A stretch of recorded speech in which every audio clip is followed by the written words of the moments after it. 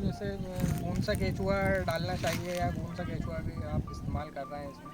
जी जी। तो इसमें हम लोग एक आइसिनिया फेटिडा करके ऑस्ट्रेलियन ब्रीड का केचुआ होता है, जो हल्का सा लाल कलर का होता है और पिछला हिस्सा इसका पीला होता है। तो जो गोबर से वर्मी कंपोस्ट बनाने में सबसे ज़्यादा उपयोगी है, तो उसी को हम उपयोग करते हैं।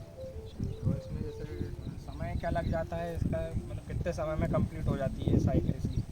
जी, तो ये लगभग मेरे हिसाब से 3 महीना तो इसमें मिनिमम लगता है। लोग कहते हैं कि 60 दिन में तैयार हो जाता है, तैयार हो जाता है, लेकिन ओनली ऊपर की लेयर तैयार होती है। पूरा सही पकाने में आपको ये मानिए कि 3 महीना तो इसमें लगता है तैयार होने। इसमें मतलब नमी हमेशा बना के रखनी चाहिए। देखिए, आपने अच्छा प्रश्न पूछा। नमी इसमें बना के रखनी चाहिए, लेकिन जैसे सर्दी का समय है, तो सर्दियों में तो आप लगभग 2 दिन के बाद 3 दिन के बाद भी पानी दें, एक दिन तो चलेगा। लेकिन गर्मी में आपको दोनों समय पानी देना पड़ेगा, सुबह शाम। और बरसात के समय में ऐसा है कि बरसात हो रही है तो नहीं देना है। जब लगे आपको कि 2-3 दिन गैप हो गया, धूप तेज है, तो पानी सिंचाई करें। तो इस तरह से आपको इसमें नमी बना के रखना है। इसमें जैसे शेड ऊपर से लगाना ज़रूरी है या फिर मतलब ये ऊपर से ये बोरों से ढक दिया जाए या नेट से ढक दिया जाए, उसी में मतलब काम चल जाता है? देखिए, शेड केचुआ क्या होता है, फोटोसेंसिटिव होता है, वो अंधेरे में अच्छे से खाता है। तो हम जो ये गनी बैग हैं, ये पुराने गनी बैग लाते हैं, बोरे जिन्हें बोलते हैं, जूट के बोरे, वो ला करके उनको रखते हैं, जिससे उनके ऊपर छाया भी बनी रहे। और यदि आप ऊपर से शेड लगा दें तो और भी अच्छा है, लेकिन वो थोड़ा महंगा पड़ता है। तो हम लोग कोशिश कर रहे हैं, हमने कुछ इस बार एक्सपेरिमेंट किया है नेट से ढकने का भी। तो उसमें नेट भी काफ़ी उपयोगी है, उसको 2-3 सीजन तक उपयोग कर सकते हैं। गनी बैग आपका एक सीजन में 2.5-3 महीने में ख़राब हो जाता है। तो उससे, लेकिन अभी अब गर्मी आ रही है तेज, तो हमें गनी बैग से ही ढकना पड़ेगा, और हो सकता है डबल भी करना पड़े इनको, तो लू से बच जाए।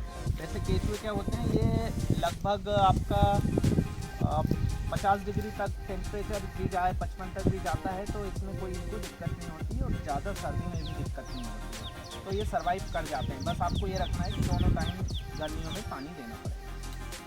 अपना ये गोबर खाद से कुछ बेस्ट होता है या मतलब गोबर खाद के इक्वली जो परफॉर्म करता है ये? देखिए, बहुत बढ़िया प्रश्न पूछा आपने। ये गोबर खाद से लगभग इसमें 2 गुने पोषक तत्व होते हैं। सभी जो पोषक तत्व हैं 16, वो दुगनी मात्रा में गोबर की खाद से उपलब्ध होते हैं। और एक और इसका फ़ायदा है, इसका ये है कि ये जो पोषक तत्व हैं वो पौधों को जल्दी उपलब्ध हो जाते हैं, और फसल को कोई नुकसान नहीं करता है, क्योंकि ये पूरी तरह से पका होता है। तो जो टर्माइट है, इस तरह की प्रॉब्लम वर्मी कंपोस्ट में नहीं आती।